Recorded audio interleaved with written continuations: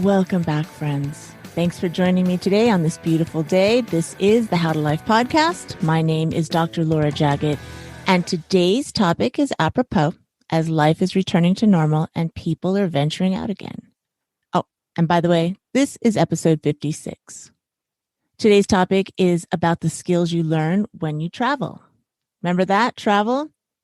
We're going to get back out there again soon, and if you are as excited as I am to do so, there is a lot to be gained by world travel. It's a unique education that can provide you with skills that'll serve you for life. We're going to talk about some of those skills today. My guest is Kristin Addis. Kristin is the founder of the blog My Travel Muse, which is the most read female travel blog in the world. She has a unique story of how this came about, starting with a one-way ticket to Bangkok. She's going to be talking about how she did it and what she has learned as a result, and how she puts that education to use every day in her now very successful business. Hello, Kristin Addis. Welcome to the How to Life podcast. Thanks so much for being on today. Yeah, it's an honor to be here.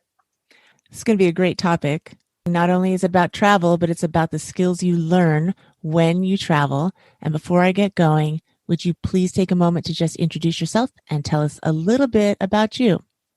Yeah, so I'm Kristin. I run BeMyTravelMuse.com, which is one of the most read travel blogs in the world. I focus on solo female travel, and I've been to over 60 countries by myself. So I'm all about encouraging everyone, but especially women, to do the same. The way you got there, there's an incredible story that goes with it. And I'm going to post links. You can read about how Be My Travel Muse was created, how Kristin got to that point. Tell us a little bit about where you were before you made the decision to start traveling. Sure. Well, I went straight from high school into university like most young Americans do. And then I took a year abroad in Taiwan, which I think was so key for me deciding later on that I would go and travel in Asia, which is where my big trip started and where the blog was born. But I came back from that and went straight into a corporate job in mergers and acquisitions. And I felt kind of like adulthood was this big lie that was forced on me. And I didn't realize what I was getting into, honestly. How did you feel at the very beginning of that corporate job? First of all, you loved your Taiwan experience. At that time, did you make the realization, or was there some sort of whisper that said, hey, this is what I want to do? I didn't realize back then that it was possible to just travel long term without a trust fund. I didn't think that anyone did that. And then I started my job, and then that was back in 2008. And then sometime around 2012, I started to realize that there were travel blogs out there, and that a lot of them were people who were traveling pretty cheaply. And I started to realize that, oh, there's other options here. I don't have to only do this corporate thing. There are other things that I can do. I can work online. And that was a big moment. In your story, you describe how you bought a one-way ticket to Bangkok. Is that correct? Absolutely. So I bought the one-way ticket. Yeah. Nothing but a carry-on, and I was going alone. So there must have been some pretty strong feelings that propelled you to make that decision. What were you feeling that led to that decision? So many things simultaneously. One was, I want to live out this dream of trying to be a travel writer. I'd always loved creative endeavors so much more than, the more, I guess, analytical ones like I was doing for a living. And I just felt like if I didn't give that a shot, if I didn't at least try, then I was wasting my one shot. And so I thought, you know what, I can just go out there and I can try it. And if it doesn't work out, at least I tried. But if I don't ever even give it the effort, then what's this all for? And it was also really scary because I had a very well-paying job and it took very good care of me. I lived in Newport Beach in California. It's a beautiful spot. And I just remember someone being like, why would you leave this? You have everything figured out.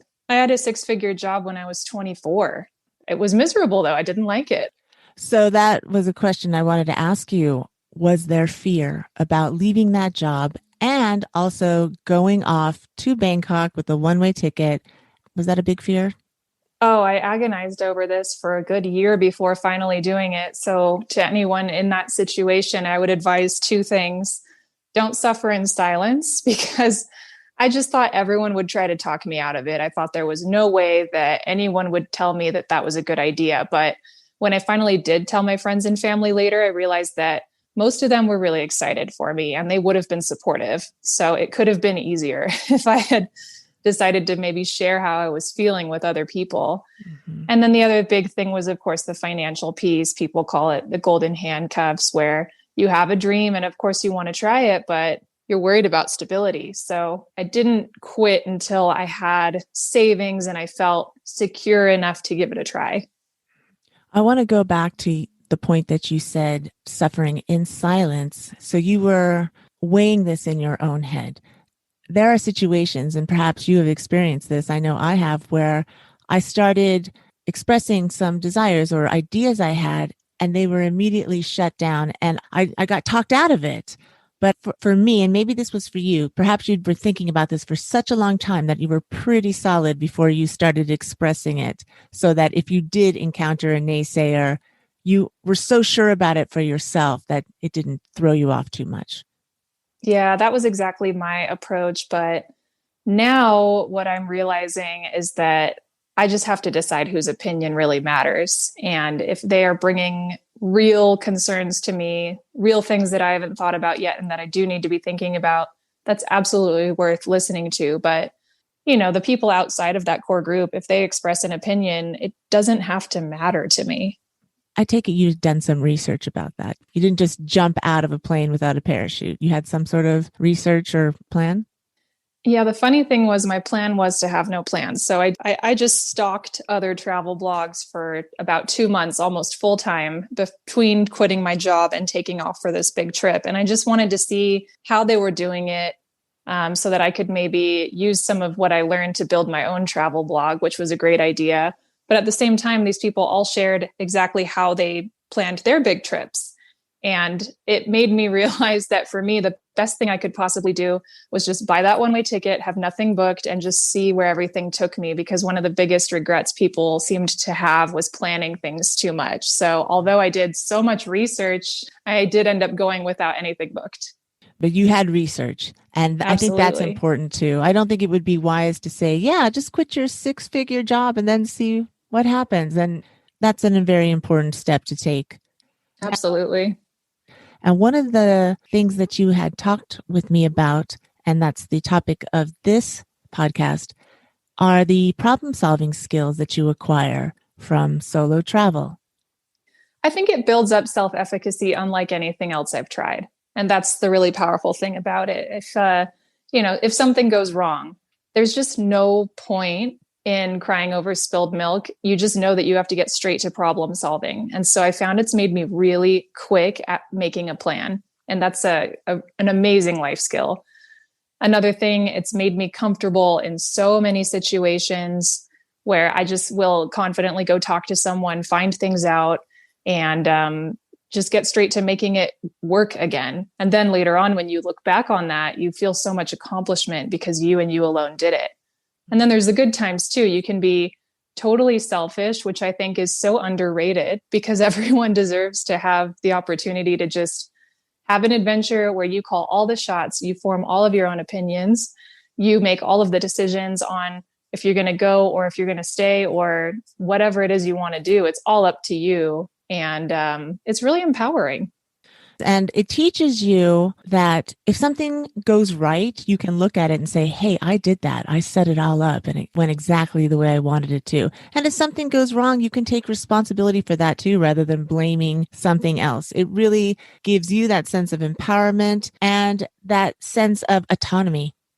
Yeah, and I think it's also helpful to realize that this may be the trip of a lifetime and maybe you've planned for it for a long time, but like nothing is perfect all the time and things are going to go wrong. And no matter what, you've just kind of got to surf. Yeah. So I want to kind of address some of the problem solving skills that you can learn while you're traveling. And one of them would be time management. How does travel help you acquire time management skills? Well, certain things you've really got to be on time for, like flights, buses, anything with a ticket involved. And so you learn that you can't run late. And then I think in terms of time management, it goes the other direction too. Like it's okay to take a long break and to spend one day just totally on the beach without internet and just hanging out with people, being in the moment. So I think it's twofold in that way. You learn that time can really expand and contract depending on what you're doing with it. What about adaptability? I think, people are really scared that they're going to land in a place and not know the language and just feel like they're in a strange land. But I think people are incredibly adaptable, so much more than they think. And I remember my second year of traveling, I was in Cambodia and I spent about a month without ever taking a hot shower. Even now, that seems weird. But at the time, I was so happy to be there and to just be enjoying it and to be in person in the moment that was just a tiny detail. It didn't matter. Your happiness about being there overrode the fact that you didn't have hot water for a little while. Yeah, absolutely. And I would do it all again. All right. Teamwork. Teamwork is another skill you can learn from solo travel. How did you learn teamwork?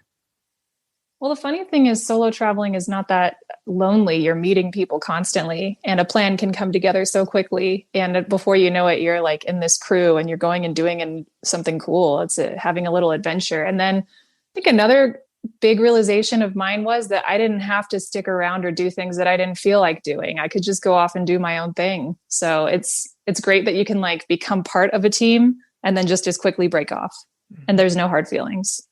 That brings us to communication, to have the confidence to say, all right, I'm done now, and to communicate that without hurting someone's feelings. How do you do that? Yeah, the first time that happened was really empowering. I'd been hanging out with someone I met in a hostel for most of the day, and then he had a group that he'd been traveling with for a long time. And they were just really insistent that they wait to eat until they were all together. But he and I were absolutely starving. So he waited with all of them. And I just had this light bulb moment like, oh, I don't have to do this. I can eat right now if I want to. So it seems really small, but it was a significant moment because I was like, hey, I'm really hungry. I'm tired. I'm going to go do my own thing now. And he was like, okay, cool. And it was that easy. And just not making a big deal out of it and honoring what I needed. Yeah, I think a lot of people don't honor what they need for, so many reasons. They don't want people to be mad at them, or they don't want people to think less of them. And it always comes down to others thinking something about you. But if you just state what you need, and you don't even really have to justify it, you learn how to create these boundaries and communicate it in a way that nobody gets their feathers ruffled. Yeah, and it's good for them too, to have that open communication. And I will say I've gotten so much more assertive since I started traveling alone. So when I need to make a request, I make it. And when I have something that I need to communicate, I don't hold back as much as I used to. And that brings me to the next skill of leadership, because you can create boundaries, you can state what you need or what needs to be done, and take a team in a direction in a nice way, which is what you learned. Tell us a little more about that.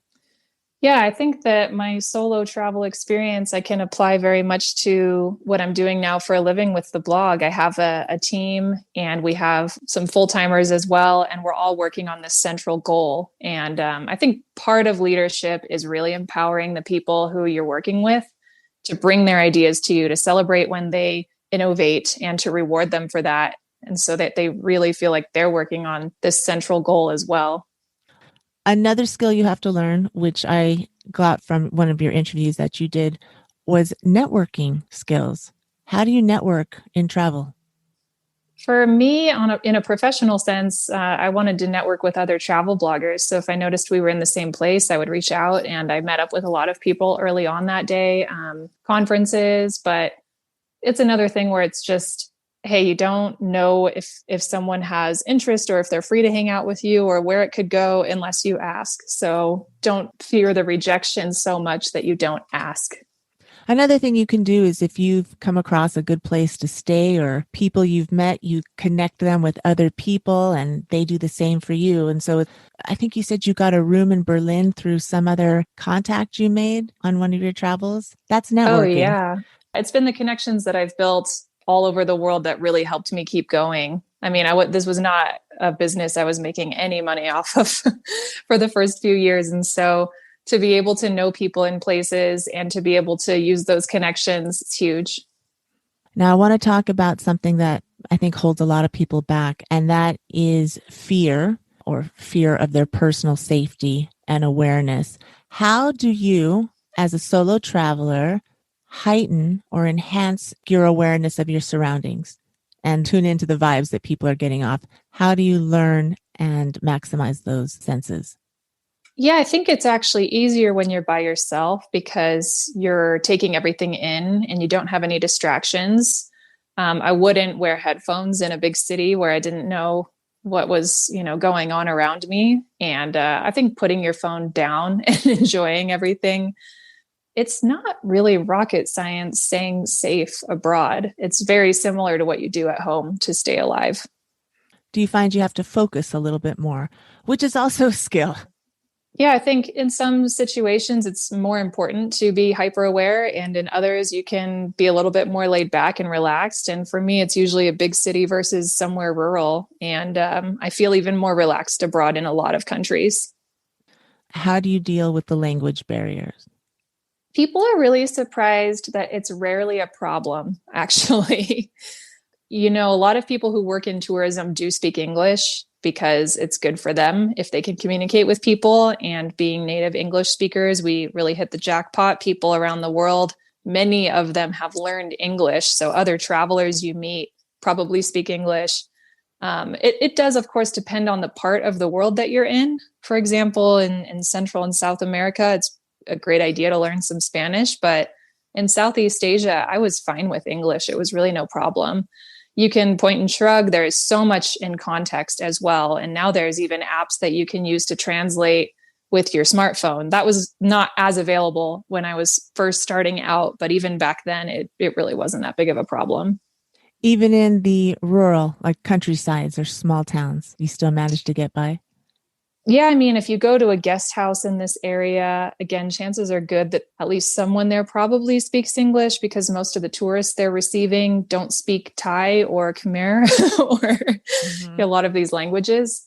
And there's just so much I've been able to do with using a calculator to haggle or just, pointing at something I wanted. It's really not that hard to get your point across.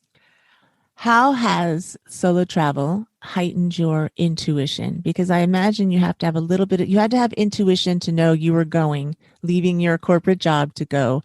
And you had to sort of tune into that along the way for anything you encountered on those travels. How have you tuned into that? How have you improved that area? And how important is it to problem solving skills?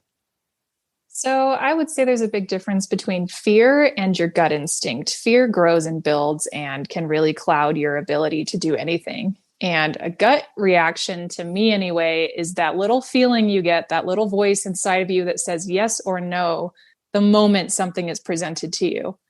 So if something genuinely makes you uncomfortable, so that's a no then. If in the moment your gut feeling is like, I don't want to do that, then the answer is no. But quite often I was surprised to find that my gut instinct was yes. And so I said yes to almost everything as long as that gut instinct didn't say no. And it resulted in some amazing experiences and stories. It takes a little time to learn to trust this, especially if you never made decisions on your own. There are people who have had parents that have made all their decisions. So their ability to make decisions for themselves is underdeveloped. Little situations like this, you say yes, it turns out all right. You have a great experience. And now you have more evidence that, okay, I trusted that feeling and it worked out. You get more and more confidence, and then you end up getting more and more great experiences just like you have had. Yeah. And what you can also do is look back on situations where you ended up doing something, maybe even socially, or maybe from a peer pressure standpoint, where your gut said no, but you did it anyway and it didn't turn out right. And so you can examine what that was and how you might have done that differently, and then use that for your future decision making. Are there any other skills that you learned as a result of your travel that we didn't talk about? I think that you learn how to talk to anyone, and that you really come to respect that just because someone's culture or background or race is different than yours, it's not that they're different from you. Like all humans fundamentally want the exact same thing. We're all going for, I just want to provide for my family. I just want to enjoy my life. I just want to feel safe. It's really amazing how our differences that are often so starkly highlighted in media or whatever are not really there. They're kind of phantom things. Like a human being is a human being. Yeah. So you traveled for how many years? Going on 8.5 now, I guess you could say. I'm not done. How long have you been in the States, and what's your travel schedule now?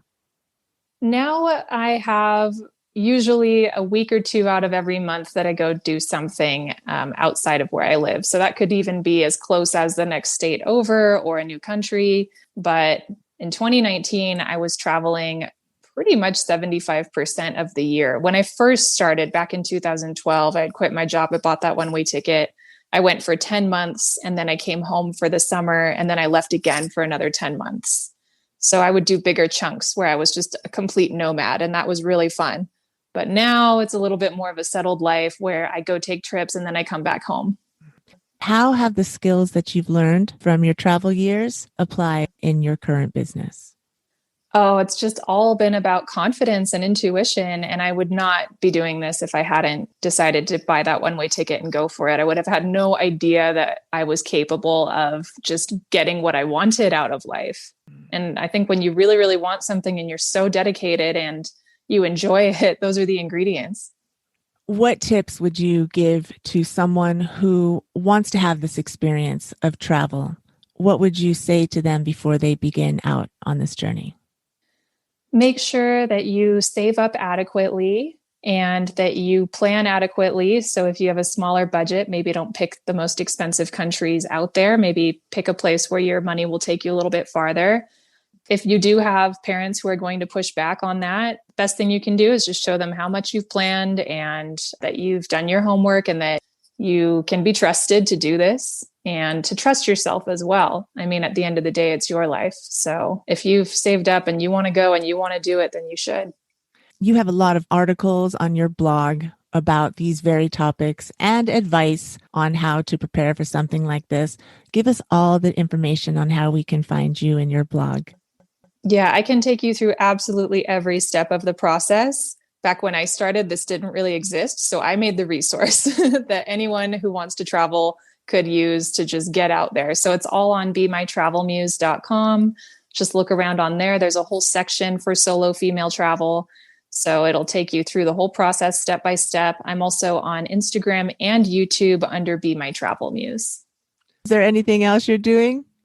I do have a clothing line as well. It's all super soft stuff. It's sustainable. It's called Wander Babe Clothing. Does it pack easily? Absolutely. Yeah. And the designs are really fun. Take a look at them. Kristin Addis, thank you very much for this information. Everybody go out there and live a little. There's plenty of time to work. You have to take time for yourself to develop these skills and to learn who you are. Thanks, Kristin. Yeah. Thanks for having me. I'm so excited to start traveling again. Who's with me? If you haven't done it, travel provides an education that you can't get anywhere else. Those who have done it, you know what I'm talking about. So go, get started just for the fun of it. The education part is just a wonderful byproduct. You can find out more about Kristin and Be My Travel Muse on her website, BeMyTravelMuse.com, her Instagram account, and YouTube channel of the same name. And all of her contact information will be in the show notes at howtolife.com/056. If you feel the travel juice is flowing, I have some other podcast recommendations that you can listen to. Episode 33 is about travel and language, culture and people, and how that can enhance your life. Ray Blakeney, the founder of the language app and podcast Live Lingua, makes the case for that. Episode 34 is how to pack lighter and smarter so that you can fully enjoy your travel experience. My friend Brooke Shuneman has a whole business that teaches people how to minimize what to bring to maximize the experience. And in episode 38, Colin Clapp talks a bit about his family life as location-independent world schoolers. I will link these episodes in the show notes as well. Make sure you follow all of these wonderful people on the socials. And please follow me too. You can find me on Instagram at Laura Jaggett _how-to-life and Facebook at Laura Jaggett. Check out all the mominars I have on my YouTube channel, How to Life, and subscribe as I put out new content every week. And please subscribe to this podcast as well. We are 56 episodes into the How to Life podcast. And if you're feeling it, I would love it if you would please leave a 5-star rating before you go. And if you're really feeling it, if you could leave a positive review, that would be absolutely wonderful. That's all for today, friends. Start looking at your future travel plans. It doesn't cost anything to dream, and that's how you create your future. I want to thank you for spending this time with me. I'll meet you here again next week. Until then, have a beautiful day and a fantastic week. Be well and have fun. You got this.